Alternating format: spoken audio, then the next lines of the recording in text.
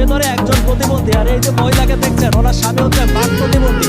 গতকালকে সকাল থেকে রাত পর্যন্ত ওই থানার সামনে দাঁড়ায় থাইকা এই মানুষটা এবং এই প্রতিবন্ধী মানুষটা থানায় একটা জিডি করাইতে পারে না।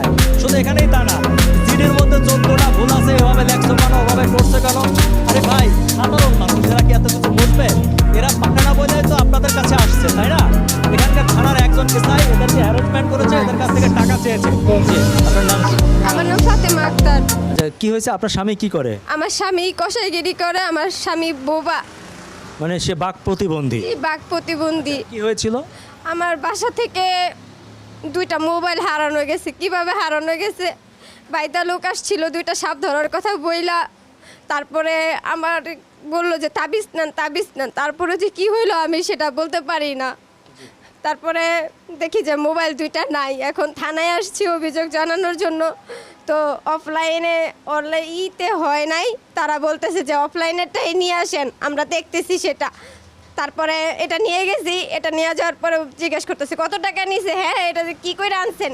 2 ফোনের জন্য 2টা করতে হবে, এটা দিয়ে হবে না, যান আপনারা যান। দূর দূর করে তারাই দিছে আমাদের সাথে অনেক খারাপ বিহেভ করছে, টাকা পয়সাও চাইছে। এমনকি কে টাকা চাইছে? এই যে হাসিবুল যেই এই লোক থানার এসআই। জি জি, প্রতিবাদ পাই নাই। এই ভাইয়ের দরবারে এসে বসেছিলাম আমরা এই দোকানেই। শুধু উনি বলতেছে আপনারা ওইখানে যান, এইভাবে হবে না। আমার আম্মুরেও হয়রানি করছে, আমার এই 6 মাসের বাচ্চাটারে নিয়ে এভাবে আমি হয়রানি হয়েছি। আমার মা যশোর ঝিনাইদহ থেকে আসছে, আমরা অসহায় পরিবার, আমরা সারাদিন না খাওয়া ছিলাম। ম্যাগিও ঠিক আমার মতোই কোয়ালিটিতে কোনো ছাড় দেয় না। 7টি দেশের সেরা খামার থেকে আসে ম্যাগি নুডলসের ময়দা। মা হিসেবে এটাই আমার জন্য গিফট। চলুন আমরা একটু সরাসরি তাদেরকে জিজ্ঞেস করি কিসের টাকা লাগে জিডি করতে। আসেন।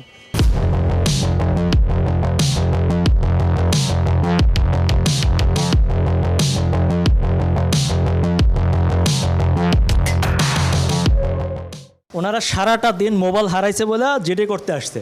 কালকে সকাল থেকে রাত পর্যন্ত ছিল, এই আজকেও ছিল। এই 2 দিনে একটা জিডি কেন হলো না থানায়? আমার কাছে আসেনি তো। আমার কাছে আসছে না আপু, বলেন। আমরা তো ছিলাম না, আমার কাছে আসে। এসআই হাসিবুল কে, উনি আছে? হ্যাঁ, ওনার নাম্বারটা একটু আমাকে দেন। মানে একটা শোনেন আপা, একজন প্রতিবন্ধী না, সে যদি এখানে সেবা না পায়, এটা তো হওয়া উচিত না। অনেক স্যারেদেরকে বলছি, স্যার আমার এই মেয়ে জামাইটা। কোনো পুলিশ আপনার কথা শোনেনি? কোনো পুলিশ আমার কথা। আচ্ছা, ওসি সাহেব কি আছে? ওসি সাহেব আছে? নারায়ণগঞ্জ একটু ফোন করেন, ফোন করেন। আমরা আসছি, বলেন যে ভিডিও ফুটেজ তো দেখতে পারেন। আমরা যে সারাটা দিন আমার প্রতিবন্ধী স্বামীকে নিয়ে আমরা ওইখানে বসেছিলাম, কেউ আমাদের কোনো সাহায্য করে নাই।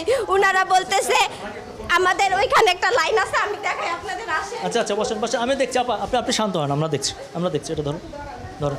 মানে একটা জিডি কেন হবে না আমি সেটা বুঝলাম না। এখানে আর কে আছে? আপনাদের কর্মকর্তা কে আছে? হ্যাঁ, ডিউটি অফিসার কি আপনি? আমি আজকে আচ্ছা আচ্ছা, একটা জিডি 24 ঘন্টা পরে একটা জিডি করতে পারবে না, উনি প্রতিবন্ধী এজন্য নাকি? উনি গরিব মানুষ বলে? আমার কাছে তো আসেনি, আমি বলবো কিভাবে বলেন। হ্যালো, জি এসআই আসিফ সাহেব বলছেন? হ্যাঁ জি, বলতেছিলাম। জি, আমার নাম আলী আসগার ইমন, আমি এটিএন বাংলার বিশেষ প্রতিনিধি এবং অ্যাসিস্ট্যান্ট ভাইস প্রেসিডেন্ট।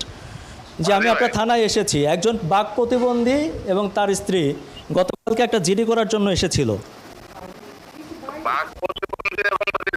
আমি তো পাইনি ভাই। আপনি পেয়েছেন? আপনি জিডি গ্রহণ করেননি, তাদেরকে বিভিন্নভাবে হ্যারাসমেন্ট করেছেন। আপনি বলেছেন যে জিডি লেখা হয়নি, অনলাইন হয়নি, এভাবে করে করে তাদের সাথে সারা দিন মিসবিহেভ করেছেন। একজন প্রতিবন্ধী যদি থানায় জায়গা না পায় তাহলে সে যাবে কোথায় বলেন তো? হ্যালো ভাই, এটা ইম্পসিবল। উনি গতকালকে ওই যে অনলাইন না করে উনি হয়তো একটা লোক একজন মানুষ সে হচ্ছে গরিব মানুষ, সে পড়াশোনা জানে না, তার স্বামী প্রতিবন্ধী, সে তো অনলাইন অফলাইন বুঝবে না। আপনারা থানা থেকে কেন তাকে সহযোগিতা করলেন না?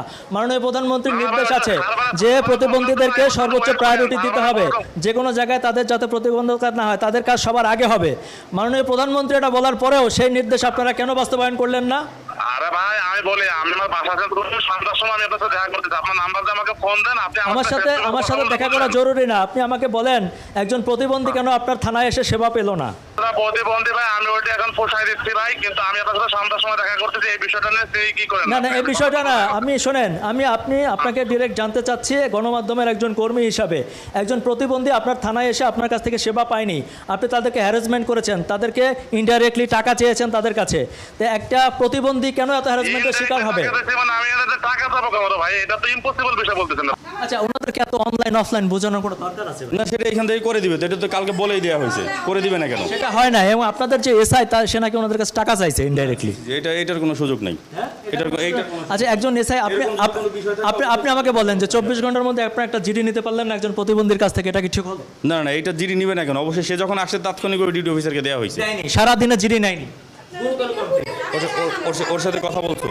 এই যে হ্যারাসমেন্টের শিকার হলো একটা প্রতিবন্ধী, এটাই তো ব্যবস্থা নেওয়া হবে। এখানে যদি তার কোনো গাফিলতি থাকে অবশ্যই ব্যবস্থা নেওয়া হবে, এবং এখানে ডিউটি অফিসার 24 ঘন্টা সিসি ক্যামেরার আওতায়। আমি আপনাকে সিসি ক্যামেরায় দেখাতে চাই যে ওনার সারাটা দিন এখানে বসে ফুটেজ দেখে অবশ্যই ব্যবস্থা নিব। না, আর তো সারাদিন দেখার, যেমন আমি তো ওনাকে আর কালকে খেয়াল করিনি, উনি তো আসছে, আমি এখানে ছিলাম, যখন এসে আমি নিজে ডিউটি অফিসারকে দেখি যে এটা কি আসছে, জিডি করে দাও। দর্শক মণ্ডলী, ছোটবেলায় শুনেছিলাম বোবার কোনো শত্রু নেই, আর বড় বেলায় এসে দেখছি যে বোবারও শত্রু আছে। একজন বাক প্রতিবন্ধী মানুষ, সে কোথাও গিয়ে বিচার পাচ্ছে না। একজন বাক প্রতিবন্ধী যে এই থানায় এসে সারা দিন ছিল, তার স্ত্রী, তার সন্তান, সামান্য একটু জিডি করার জন্য, কিন্তু সে গত 24 ঘন্টারও বেশি অতিক্রম হওয়ার পরেও সে বিভিন্ন হেনস্থার শিকার হয়েছেন বলে তিনি অভিযোগ করেছেন। এই থানারই এসআই হাসিবুল, তিনি তাকে বিভিন্নভাবে হ্যারাসমেন্ট করেছেন, তার কাছে জিডি করতে টাকা চেয়েছেন। আমি জানি না যে তার দায়িত্ব পুলিশ নেবে কিনা। মাননীয় প্রধানমন্ত্রী জননেত্রী শেখ হাসিনার সরাসরি নির্দেশ আছে, প্রতিবন্ধীদেরকে সর্বোচ্চ মর্যাদা দিতে হবে সব সেক্টরে, তাদের কাজ সবার আগে করে দিতে হবে। কিন্তু আমরা এখানে এসে কিছুটা হলেও তার ব্যত্যয় দেখতে পেয়েছি। আশা করি কর্তৃপক্ষ বিষয়টি ভালোভাবে দেখবেন এবং ব্যবস্থা নেবেন। আলী আসগর ইমন, সোনারগাঁ, নারায়ণগঞ্জ।